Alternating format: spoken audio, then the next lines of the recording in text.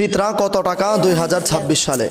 কি দিয়ে ফিতরা আদায় করবেন, কিভাবে আদায় করবেন, কাকে কাকে ফিতরা দান করবেন, সব কিছুই জানতে পারবেন আজকের ছোট্ট একটি ভিডিওর মাধ্যমে। তাই না টেনে সম্পূর্ণ ভিডিওটি দেখতে থাকুন। আসসালামু আলাইকুম ওয়া রাহমাতুল্লাহি ওয়া বারাকাতুহু। নাহমাদুহু ওয়া নুসাল্লিমু আলা রাসূলিহিল কারীম, আম্মা বা'দ। ফাআউযু বিল্লাহি মিনাশ শাইতানির রাজীম। বিসমিল্লাহির রহমানির রহিম। সুপ্রিয় দর্শক শ্রোতা মণ্ডলী, চলে আসলো আবারও পবিত্র মাহে রমজানুল মুবারক 2026। আমরা প্রত্যেকে জানি ফিতরা আদায় করতে হয়। আর ফিতরা কেন আদায় করতে হয়? ফিতরার মাধ্যমে আমাদের রোজার প্রত্যেকটি ভুল ত্রুটি ক্ষমা হয়ে যায়, প্রত্যেকটি ভুল ত্রুটির মাসুল হয় ফিতরা আদায়ের মাধ্যমে।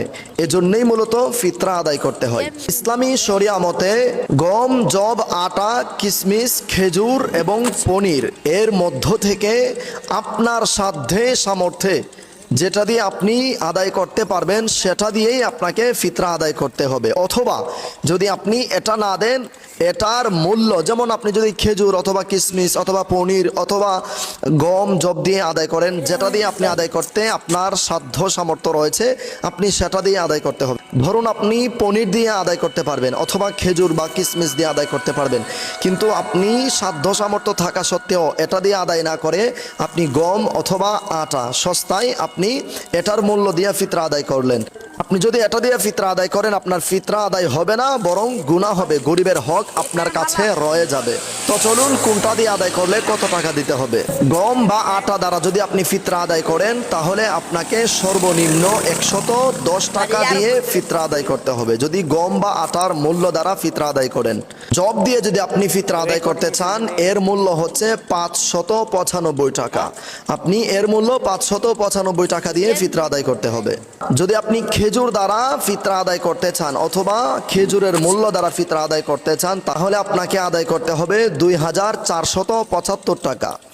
খেজুরের মূল্য হচ্ছে 2475 টাকা। আর যদি কিশমিশ দ্বারা আপনি ফিতরা আদায় করতে চান অথবা কিশমিশের মূল্য দ্বারা আপনি ফিতরা আদায় করতে চান তাহলে আপনাকে আদায় করতে হবে 2640 টাকা।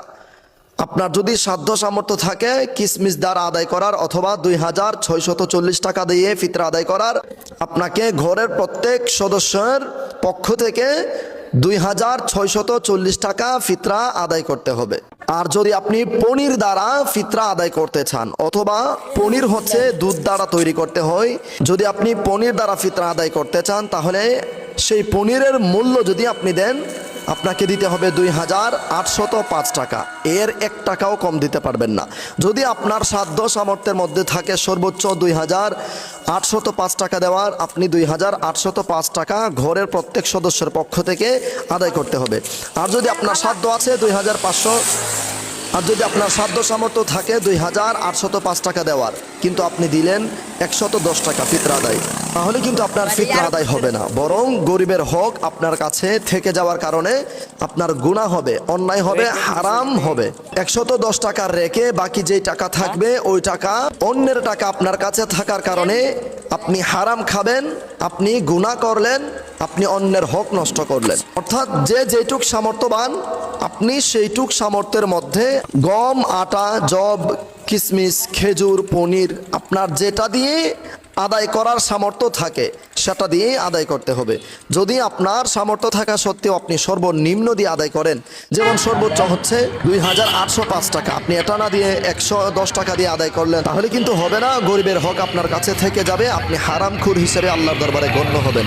আল্লাহ রাব্বুল আলামিন আমাদেরকে সঠিক বুঝ দান করুক। আশা করছি আপনারা সকলে বুঝতে পেরেছেন আজকের এই ভিডিওটি।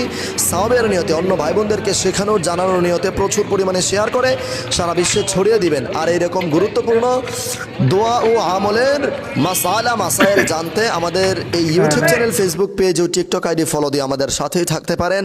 আসসালামু আলাইকুম ওয়া রাহমাতুল্লাহ।